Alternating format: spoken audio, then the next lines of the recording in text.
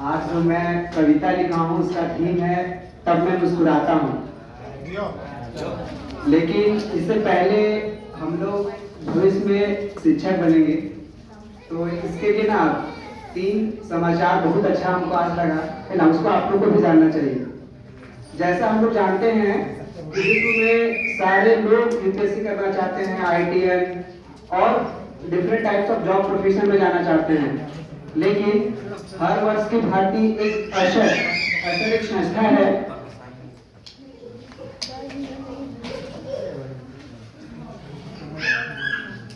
एक संस्था है उसका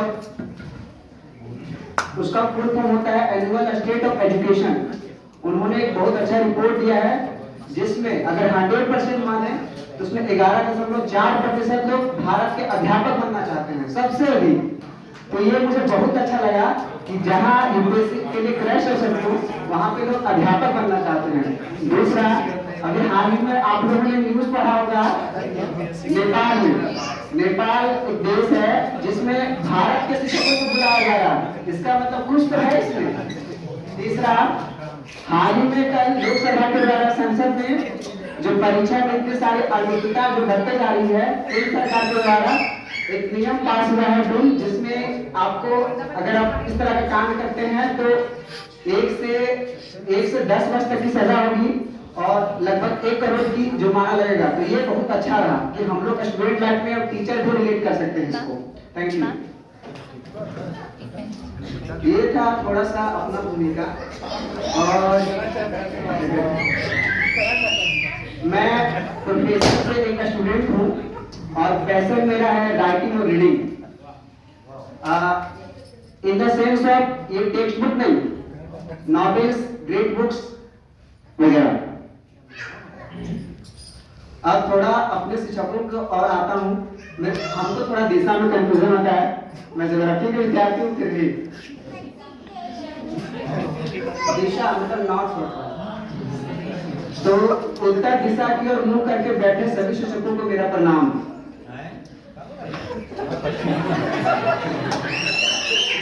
और ये सौभाग्य मानिए कि हम लोग जो सीनियर है, टाइगर है, जूनियर है या मेरे क्लासमेट हैं, वो भी उत्तर दिशा की ओर मुंह करके मुझे सुन पा रहे हैं। उनको मेरा गुड मॉर्निंग, और जो मेरे सीनियर्स हैं उनको नमस्ते। मैं अपने शिक्षकों का परिचय कराना उचित नहीं समझता हूँ, क्योंकि इसके पहले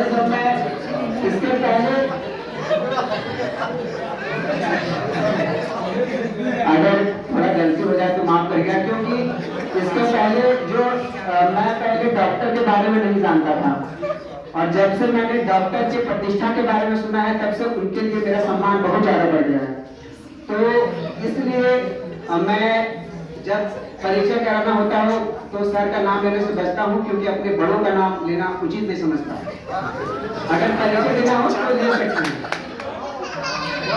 डॉक्टर कुमार प्रसाद सर जो एक बहुत ही अच्छे कवि हैं, उन्होंने बहुत अच्छा कहा है, एजुकेशन आपको कार दिला सकती है, एजुकेशन आपको कार दिला सकती है, लेकिन लर्निंग आपको हमेशा संस्कार दिलाएगी।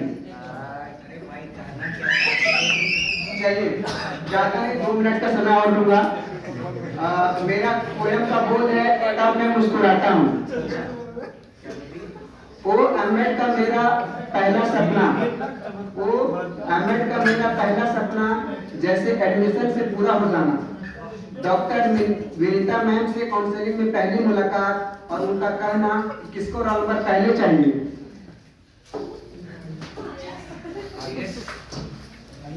और उनका क्लास में हम लोगों को इंग्लिश और हिंदी में समझाना और बात में एक्सपीरियंस शेयर करना याद आता है तब मैं मुस्कुराता हूँ।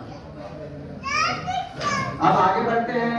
डॉक्टर अमिता मैम का क्लास में हंसते हुए आना, उनके पढ़ाने और समझाने के तरीका तो मेरा फैन होना, पढ़ाते क्लास में जीवन की बारीकियों को समझाना, क्लास में जीवन उदाहरण प्रस्तुत करना याद आता है तब मैं मुस्कुराता हूँ।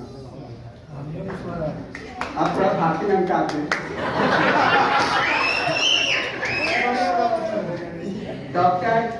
डॉक्टर भारती मैम का क्लास में होमवर्क ना करने पर डांटना या वो बाहर खड़ा करना या या किसी टॉपिक का हो उनका बताना और फिर प्यार से समझाना ये गलत बात है। और उनका मेरे आगे का राह आसान करना, क्लास में एमएड की पढ़ाई से आप टीचर एजुकेटर बनेंगे यह बताना, उनके पहनावा का मेरा कायल होना,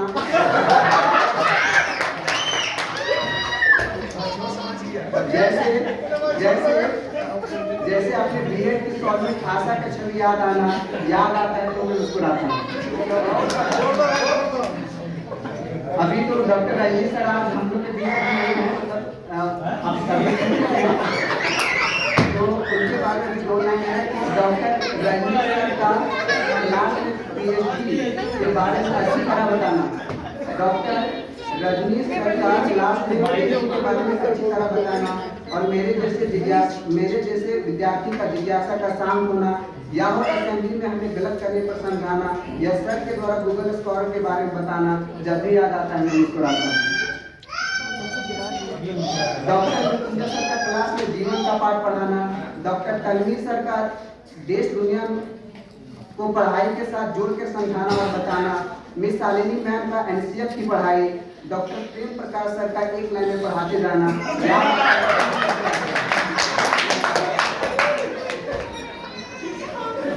लाइब्रेरियन रेखा मैम का हमें बेटा कहना, या हम सभी का नाम उनको याद रहना, एमएड के साथ नेट की पढ़ाई पर ये प्रेरित करना, सबको बुक देना, सारे बच्चों का नाम जुआ पे हमेशा याद रहना, उनका मंद मंद मुस्कान को देखकर मेरा भी मुस्कुरा जाना याद आता है, कभी मुस्कुराता है। क्लास में दोस्तों के साथ मेरा बातचीत कम करना, उसमें कुछ दोस्तों का दिल में रहना और कुछ का दिल से हमेशा के लिए निकल जाना, कुछ का चुगली करना, और मेरे क्लास में स्माइल और लाभ के गहराइयों को समझना और मन ही मन मुस्कुराना याद आता है, तब मैं मुस्कुराता हूँ। मेरा 3 रातों से नींद का उड़ना, मेरा 3 रातों से नींद का उड़ना, फीस को लेकर परेशान रहना, क्लास में प्रदीप जी के सलाह और फिर डॉक्टर के सर से बात करना, जैसे दुखों का पहाड़ पिघल जाना, उनको देखकर डॉक्टर मुमताज सर का छवि याद आना और फिर उनका पैर छूकर मेरा प्रणाम करना, जब भी याद आता है मैं मुस्कुराता हूँ।